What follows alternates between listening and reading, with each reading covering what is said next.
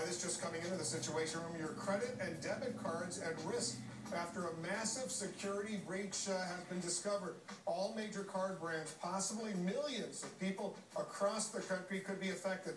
Let's bring in Tom Foreman. He's got some details for us. What happened here, Tom? Well, Wolf, let's look first at all the lay of the land, where this breach occurred. This is how your credit card works. You're sitting in the middle here. You've made a deal with a credit card company. You probably get it through a bank of some sort, and you're all working together to buy things like consumer goods and airline tickets and maybe gasoline and other things you might grow at a store here. All of these transactions, every time somebody buys something, somebody else has to get paid. It has to be all processed through so that they get their share, and you get the bill. And all of that is handled by the processing center in the middle. That's a company that specializes in crunching all those numbers and making everything work. Now, there is an inherent promise in place by these companies when something goes wrong in that procedure.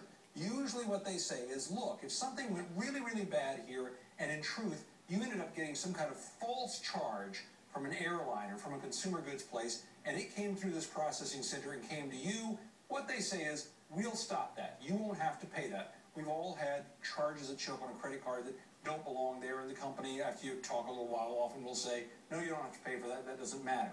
So, why is this an issue if all this information has been stolen?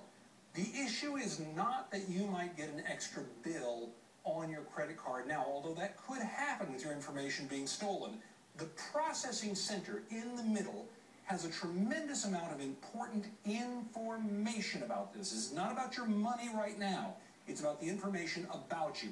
Your credit card number, your account number, your credit limit, the type of account, your address, your phone number, your official numbers of all sorts, and your official name. You know why all this matters, Wolf? Because this is real. It's all accurate. It all relates to a real person in a real place with real income.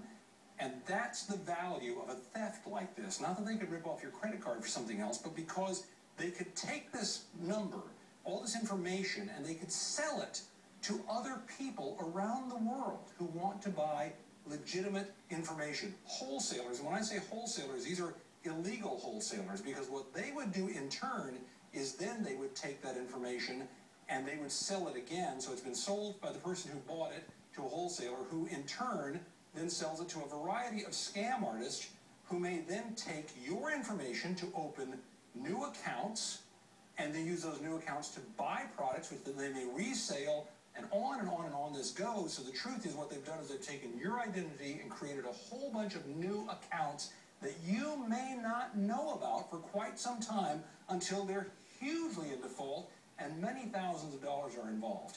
Are you going to be involved in paying for that? Maybe not, but it can make a huge headache for you trying to clear up your credit and get your name back again for things that you knew nothing about. Robert Manning from the Responsible Debt Relief Organization spoke to us about it earlier today and how much trouble this can be for us. Some people have spent $50,000, $60,000 in terms of hiring attorneys, taking time off from work, traveling to different courts, testifying at local police hearings, filing with the Federal Trade Commission. I mean, this is a nightmare where the dimensions of the crisis for the individual are really hard to calculate. It's a little bit hard to follow, Wolf, but the bottom line is this is not so much about somebody taking your credit card number and charging something that you'll have to pay for.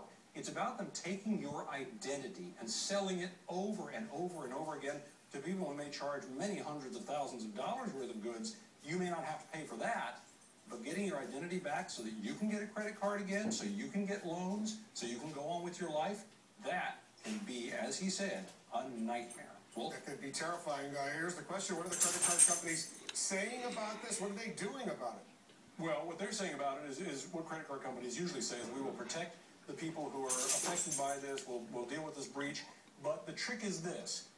A credit card company, and we're not targeting Visa here, we're just using them as one example. There are many others, MasterCard, American Express, all sorts of companies that may be caught in things like this from time to time.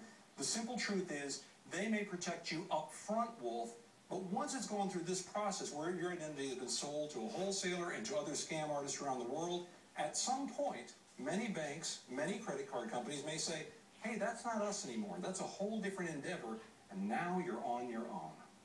Tom Foreman, thanks very, very much. It's a whole new world out there, I must say. It could have been a tip-off about